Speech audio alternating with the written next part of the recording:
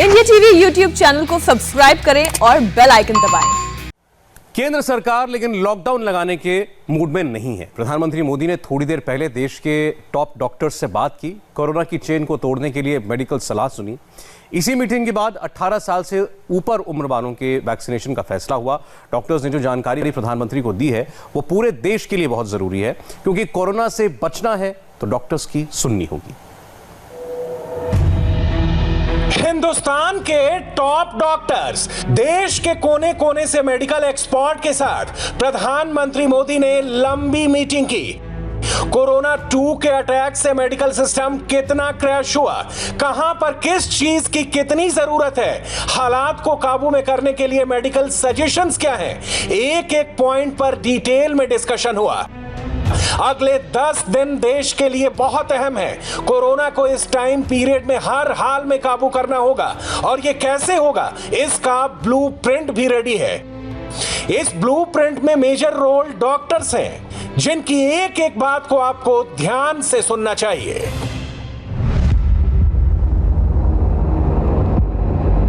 Doctor Randeep Guleria, AIIMS के director. Doctor Balram Bhargava, director ICMR. Doctor VK Paul, NITI Aayog के सदस्य। डॉक्टर वेद चतुर्वेदी, गंगाराम अस्पताल। डॉक्टर अशोक सेठ, अपोलो अस्पताल। अगर कोरोना हो जाए तो क्या करना चाहिए? अकेले रहते हैं और कोरोना हो जाए तो क्या करना चाहिए? रिपोर्ट पॉजिटिव है लेकिन आप एसिम्प्टोमेटिक हैं तो क्या करना चाहिए? ऑक्सीजन की कमी हो रही है तो घर में क्या कर सकते हैं?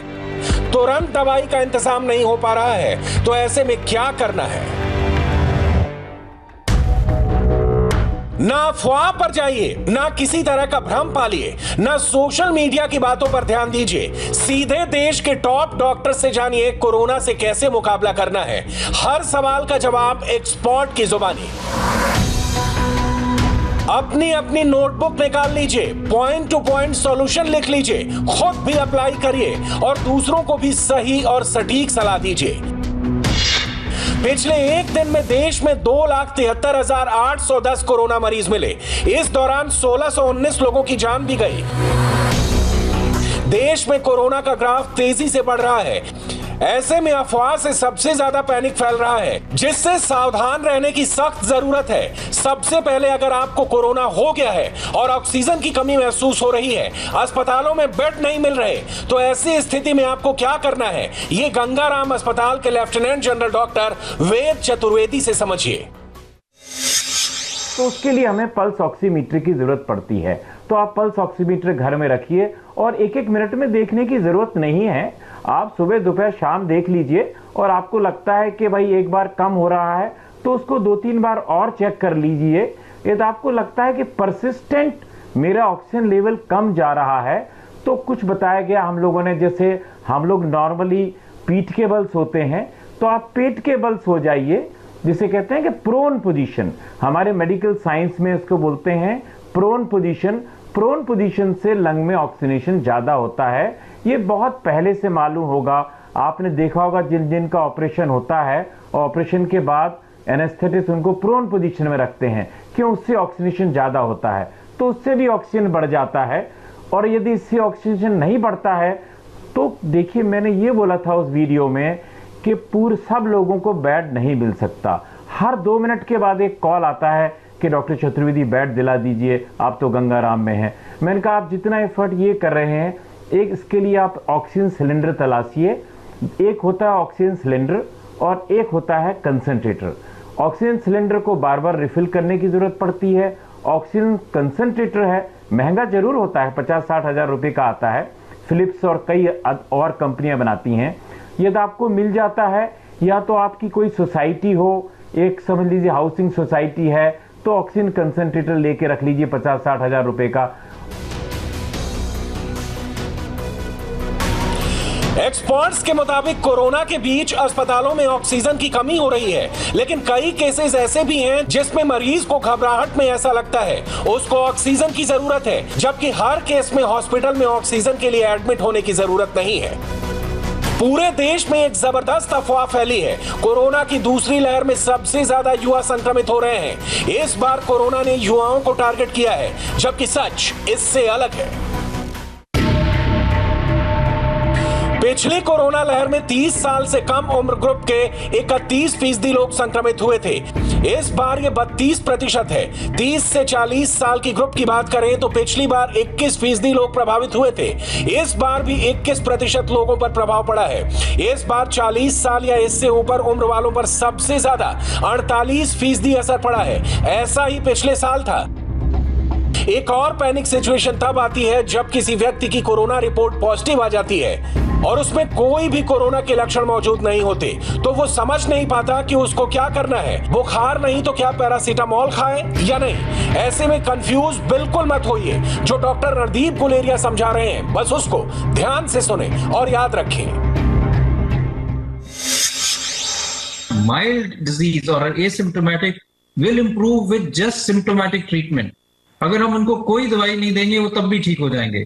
अगर आप यूके का डेटा देखो, यूरोप में ट्रीटमेंट स्ट्रैटेजी देखो, यूएस की ट्रीटमेंट स्ट्रैटेजी देखो, they give nothing for their patients except paracetamol, good hydration and multivitamin, and all of them have recovered without any treatment.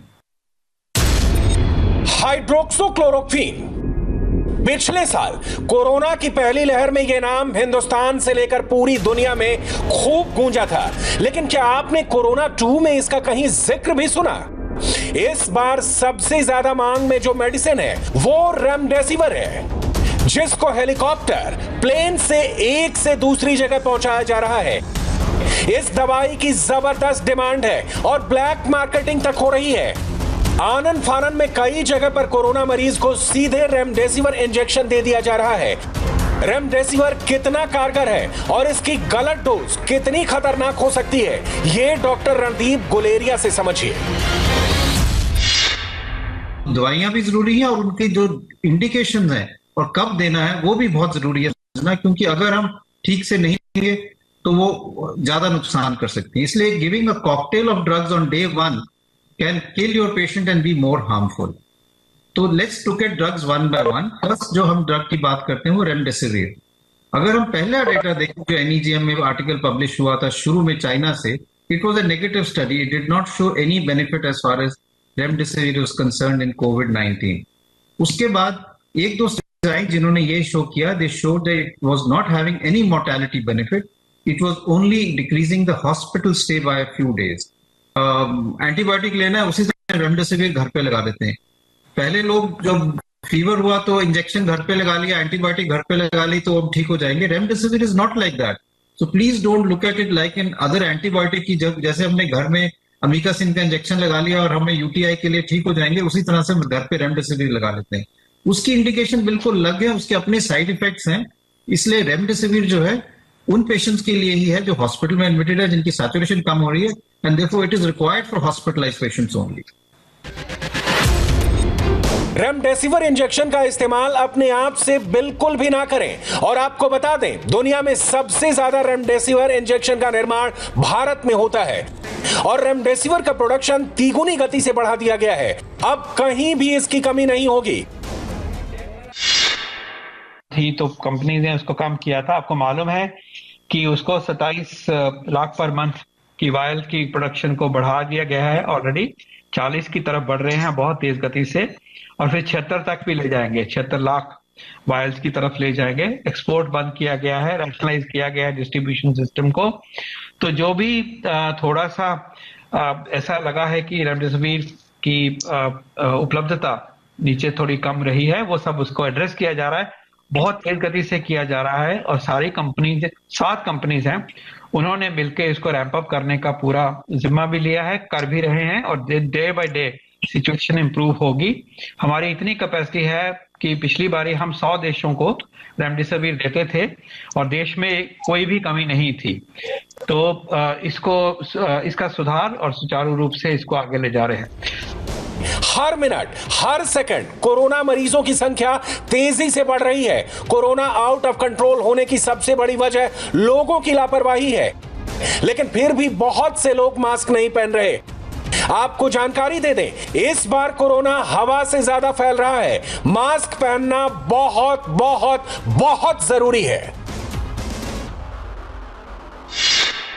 कि पहले भी मैसेजेस दिए गए हैं कि सबसे ज्यादा महत्व तो मास्क का आता है। ये आपकी प्रोटेक्शन है अपने लिए और आपसे दूसरे को ना हो उसके लिए, क्योंकि जो फ्लो होना है, चाहे ड्रॉपलेट से होना है, चाहे एरोसोल से होना है, वो उस वायरस के पार्टिकल को रोकने में ये मास्क हमें मदद करता है।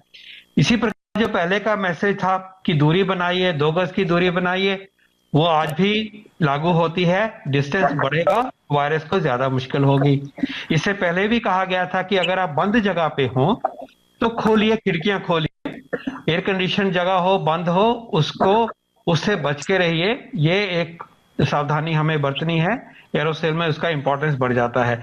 तो इस तरह से अगर सोचे, और हाइजीन की बात, हाथ में लगेगा, एक से दूसरे को लगेगा, साफ रहेंगे, बचाव होता है। वो सारे मैसेजेस जो हैं इन प्रिंसिपल वैलिड हैं।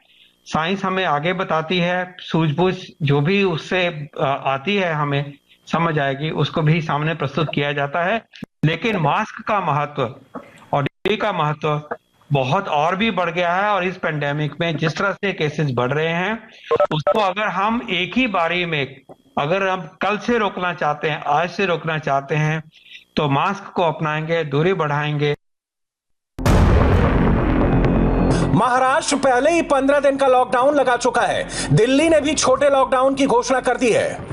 इलाहाबाद हाईकोर्ट ने भी उत्तर प्रदेश में लॉकडाउन लगाने को कहा है। जिस तरह से कोरोना आउटब्रेक हुआ है, मेडिकल सिस्टम को बरकरार रखना चैलेंज बन गया है।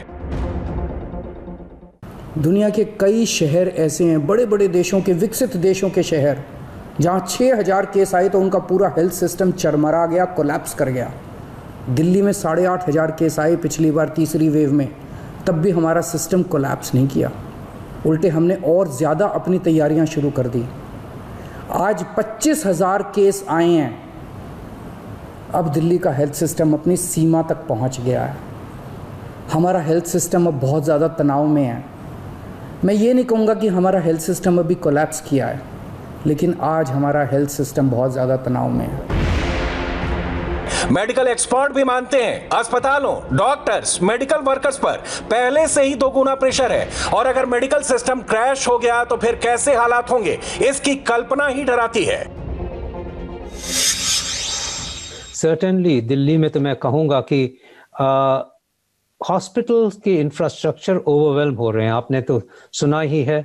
बट अगर मैं आपको, हम लोग तो इस फ्रंट लाइन में पिछले साल फर्स्ट केस से ही हैं, और उस वक्त का जो देखते थे और अब जो हम देखते हैं, अब तो हमें 50 फ़ोन कॉल्स पर डे आती हैं सीरियस पेशेंट्स की, जिनको अनफॉर्चुनेटली हम एडमिट नहीं कर पाते हैं। उन्हें हमें फ़ोन पे ही उनको एडवाइस ही नहीं, हमें उनको कॉन्फिडेंस भी देना पड़ता है। बट वो सब ऐसे हैं जिनकी ऑक्सीजन गिर रही है और एडमिट नहीं हो पाते। इस टाइम पे भी हमारे अस्पताल में देखिए कि इमरजेंसी में भी पेशेंट्स लेटे हुए हैं जो कोविड पॉजिटिव है। हमने बाहर शेड में भी पेशेंट्स लेटा रखे हैं जो कि कोविड पॉजिटिव है। सो वाकई ही ये जो इंफ्रास्ट्रक्चर ओवरवेल्म हुआ है, वो इसकी किसी की गलती नहीं है। हमने भी नहीं फोरसी किया था कि इतनी रैपिड वेव आएगी, और उसके मल्टीपल कारण हैं। बट एक बहुत इंपॉर्टेंट कारण है कि ये वाकई ही वेरिएंट वायरसेस हैं जो कि बहुत जल्दी मल्टीप्लाई कर रहे हैं, और कई ओकेजन्स में तो इम्यून सिस्टम को भी बाईपास कर रहे हैं। ऐसा नहीं है कि सिर्फ भारत पर कोरोना कोहराम मचा हुआ है, बल्कि पूरी दुनिया में कोरोना ने तबाही मचाई हुई है। कोरोना के हमले से जैसे तैसे अमेरिका संभला था, अब वहां कोरोना की चौथी लहर ने दस्तक दे दी है। ब्राजील में मौत का ग्राफ नीचे आने का नाम नहीं ले रहा है। कोरोना के खौफ में सहमी हुई इस दुनिया में इजराइल ने जीत की रोशनी दिखाई है। इजराइल में पब्लिक प्लेस में मास्क पहनना अब अनिवार्य नहीं रहा। जनता ने इजराइल में बिना मास्क के घूमना शुरू कर दिया। स्कूल भी दोबारा खुल गए हैं। दुनिया के छोटे से देश इजराइल में लाइफ नॉर्मल रूटीन में आ गई है। जिसको सही लगता है वो मास्क पहन सकता है, जिसको सही नहीं लगता वो मास्क के बिना भी निकल सकता है। जिनको वैक्सीन नहीं लगी है उनको भी मास्क पहनना ही चाहिए। It's good for the kids.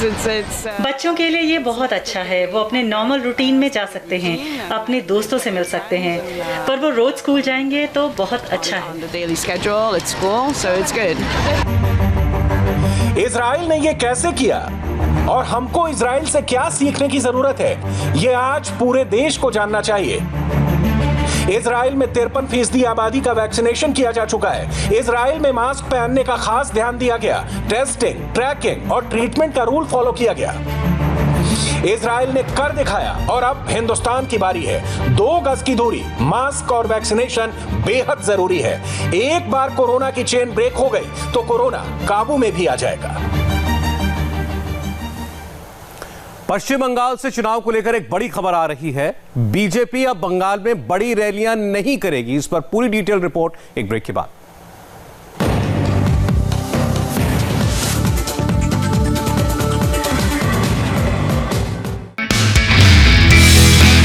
नमस्ते, मैं हूं मीनाक्षी जोशी। वीडियो और खबरों से अपडेट रहने के लिए India TV YouTube channel subscribe करें, बेल आइकन दबाना ना भूलें। जुड़े रहें इंडिया टीवी के साथ।